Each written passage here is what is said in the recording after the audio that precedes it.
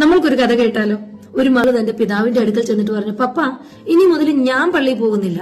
പിതാവ് പറഞ്ഞു, പള്ളിയിൽ പോകുന്നില്ലേ? അതെന്താ ഇങ്ങനെ ഒരു തീരുമാനം? മകള് പറഞ്ഞു, പപ്പ, ഈ പള്ളിയിൽ പോകുമ്പോൾ ഞാൻ ഉദ്ദേശിക്കുന്ന രീതിയിൽ അവിടെ ഒന്നും നടക്കുന്നില്ല. ചിലരാണെങ്കിൽ മൊബൈലിൽ കളിച്ചുകൊണ്ടിരിക്കുകയാണ്, ചിലരാണെങ്കിൽ ഇവിടുത്തെ കുറ്റം പറഞ്ഞുകൊണ്ടിരിക്കുകയാണ്, ചിലർക്കാണെങ്കിൽ മുന്നിൽ എന്താണ് സംഭവിക്കുന്നതെന്ന് പോലും അവർ ശ്രദ്ധിക്കാറില്ല. അവരവിടെ എവിടെയൊക്കെ നോക്കി വെറുതെ ഇരിക്കുകയാണ്. ഇങ്ങനെയുള്ള പള്ളിയിൽ ഞാൻ എന്തിനാണ് വെറുതെ പോകുന്നത്?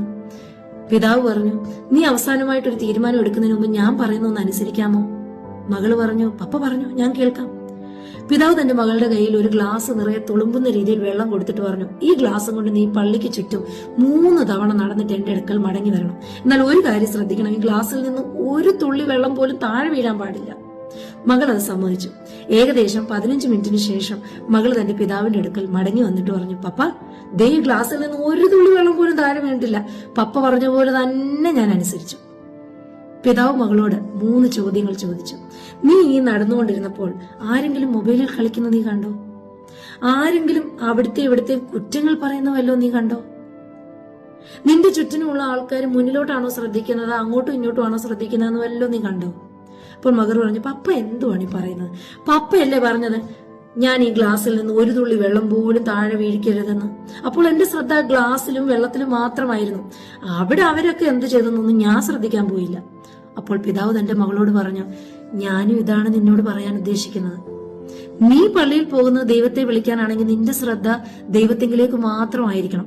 ചുറ്റിനുമുള്ളവർ എന്തു ചെയ്യുന്നുവെന്ന് നോക്കി നടന്നാൽ നീ ദൈവത്തെ വിളിക്കുന്നത് വെറുതെ പാഴായിപ്പോ.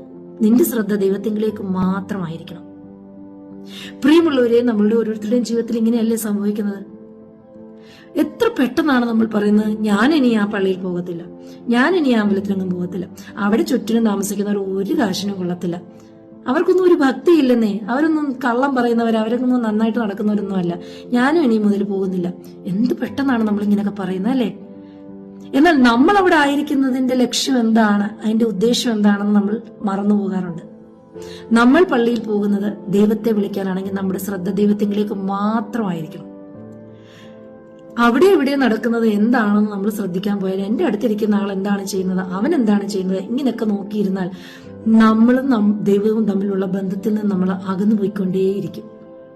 ബൈബിളിൽ കൊലോസ്യർക്ക് എഴുതിയ ലേഖനം 3-ാം അധ്യായം 2-ാം വാക്യത്തിൽ ഇപ്രകാരം പറയുന്നു, ഭൂമിയിലുള്ളതല്ല ഉയരത്തിലുള്ളത് തന്നെ ചിന്തിപ്പിൻ. അതുകൊണ്ട് വരും ദിവസങ്ങളിൽ നമുക്ക് സ്വർഗത്തിലുള്ളത് മാത്രം നോക്കാം. നമുക്ക് നമ്മുടെ ദൈവത്തെ മാത്രം വിളിക്കാം. മറ്റുള്ളവർ എന്ത് ചെയ്യുന്നു എന്നൊക്കെ നമ്മൾ ശ്രദ്ധിച്ചുകൊണ്ടിരുന്നാൽ നമ്മളും ദൈവവും തമ്മിലുള്ള ബന്ധത്തിൽ നിന്ന് നമ്മൾ അകന്നുകൊണ്ടേയിരിക്കും.